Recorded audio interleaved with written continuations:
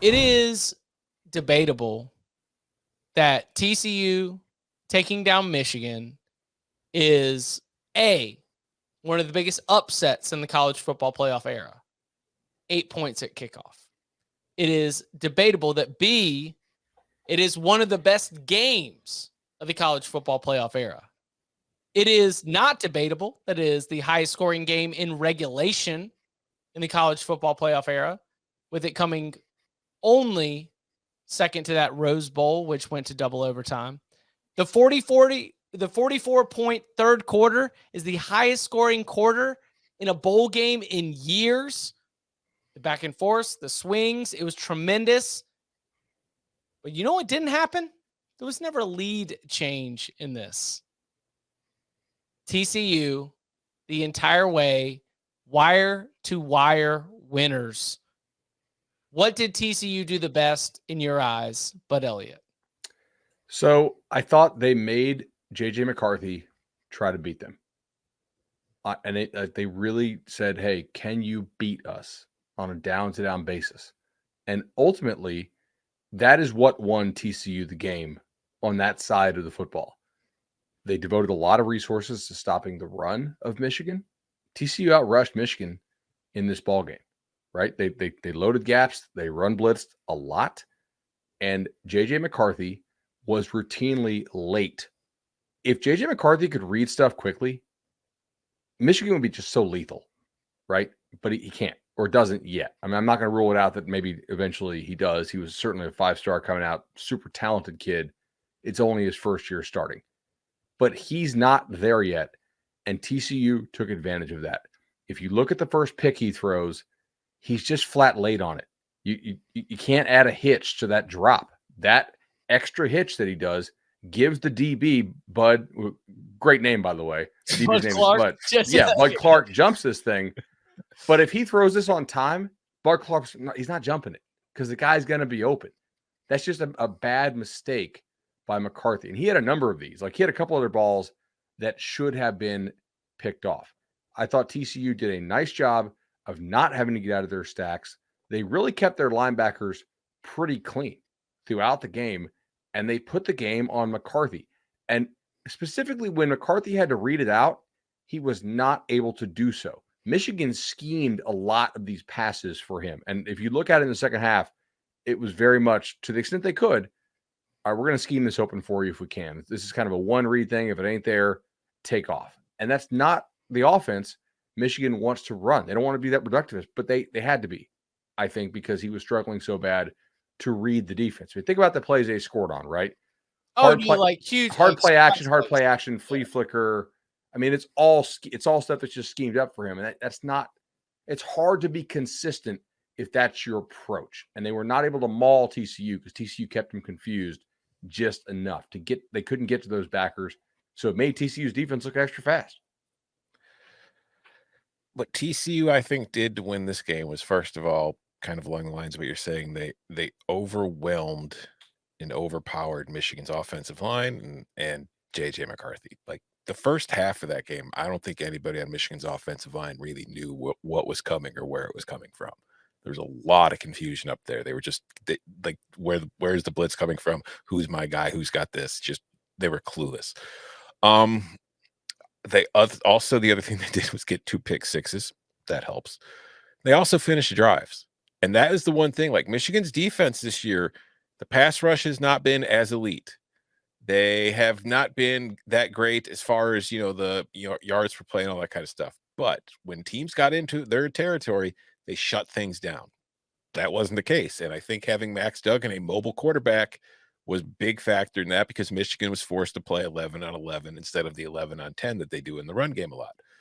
The other thing I think that really hurt Michigan in this spot was Donovan Edwards being one-handed, literally, because he's got the cast on his one hand. That impacts what they're able to do in the run game and the way, the direction they want him running, because they don't want him holding it on the inside hands when he's cutting outside. And also, he was completely useless in the passing game, which I think hurts them, and where not having Blake Corum really impacted what they were able to do offensively. It really kind of hurt what they were able to do in the run game, because outside the 54-yard run on the very first snap of the game, Michigan really didn't do anything on the ground. But at the same time, considering how much of Blake Corum's ability is based on that inside zone and his cutbacks and the turf they were playing on, maybe Blake Corum would have had a terrible day too. But the other thing, the other thing that TCU did was just they made the plays, man. Like when they needed, like if you look at Max Duggan's overall numbers, like he was only 14 of 29 for 225 yards, 2 interceptions, which I don't blame him for either of them, and 2 touchdowns. So it wasn't a great game, but when they needed a play, Max Duggan made the play. DeMercado comes in for an injured Kendre Miller, rushes for 150 yards on 17 carries. Quentin Johnston, 163 yards receiving on only 6 catches, including the long, the 76-yard touchdown, in which he comes back behind the line of scrimmage to make sure that they don't get called for illegal men downfield. Just that's the kind of stuff that TCU is doing very well, the kind of little small things. And I mean, they made the plays. Michigan didn't. Michigan made some plays, but they didn't make enough. Quick note, because it doesn't need elaboration, and I do want to let Bud cook on the field conditions. But Quentin Johnston, 163, right? Total? Mm-hmm. Yeah. 144 yards after catch. Yup. Yeah. We'll get to the field conditions in a second. To add a couple more things to what Tom was saying, right? Michigan got outcoached on both sides of the ball here. I really think. Like situational football, TCU was considerably better than they were. Timeout usage, also better. Much better execution in the red zone. I mean, like Michigan won the Joe Moore Award. Do I think they should have? It's debatable, but they are one of the best offensive lines in the country, and that's probably where not having Corum hurts you more, because Edwards doesn't have the same like tackle to tackle type vision, and Michigan did not trust it down there in the red zone. And like their plays were, let's run Philly special, okay, which I'm not sure that's as effective now as it once was, because a lot of teams run that now. They had to have seen something on tape, though. Like I have absolutely no idea why they're doing that. They had to have seen something. Tom made that comment in our Slack room, and I agree with it. There's no way that too many times we've now seen the Philly special fail, right? Like we've crossed over the point where, how many years ago was that? 5?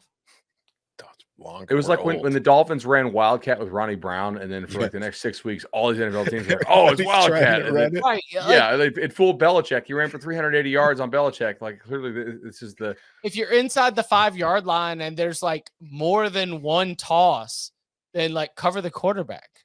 Yeah. But they also like the kid they handed the ball to from the fullback position, they had actually used him as some short yardage tailback. I don't think they had used him as a short yardage fullback before, and that created the fumble there.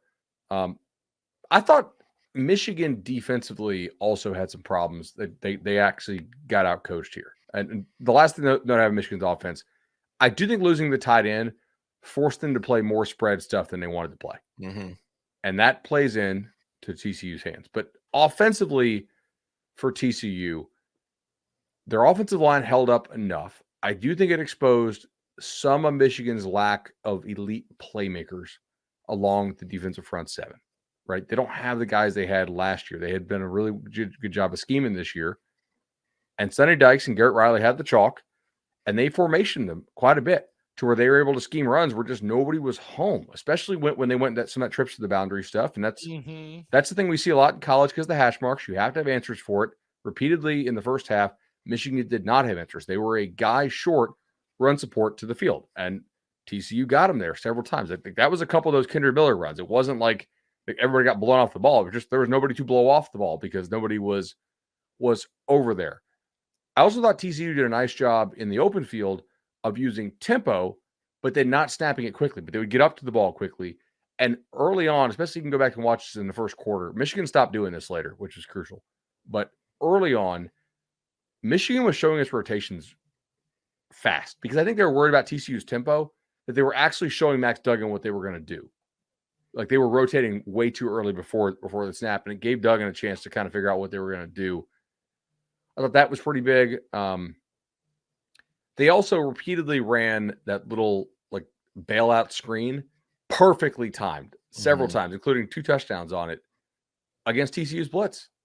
I mean, that was huge, man. Like the huge play to Quentin Johnston it's that just sort of bail. Two guys block downfield. It's legal because you're running Johnson technically just barely behind the line of scrimmage, and you score on it. Like that's a Lincoln Riley staple that Garrett Riley borrowed, and it worked twice to great effect. So that was huge. And shout out to it's DeMarcado. DeMarcado. Okay, because on the first You time never been to the Mercado? I have. Okay, all right. Donde está el mercado? That's how I remember how to spell it. Like the first drive that he's in there after Miller gets hurt. Yeah. He doesn't block a soul on that blitz. And they kind of have it schemed up to where it's going to be a touchdown if he actually manages to like touch somebody. But on the next one, he actually does a great job of blitz pickup. And Davis, who I think was going to be like the biggest goat of the day in a negative way, had TCU lost this game because he, messed up on the kickoff, totally failed to field the punt. And then with that beautiful blitz pickup on a crucial third down, Duggan stands in there, slides in the pocket, throws a dime. And Davis is like, ball just hits off his hands. I'm sure it'd be on that, like that, whatever that channel is where the guy pretends to be the coach. I'm sure you've seen that. And, the piss down his leg type thing. Terrible interception off that. DeMarcado stepped up big, dude. I know he fumbled as well, but like he had a couple major blitz pickups because Michigan went after him. Kendra Miller is a good blitz pickup guy. Like he's a thick kid. I was impressed there too.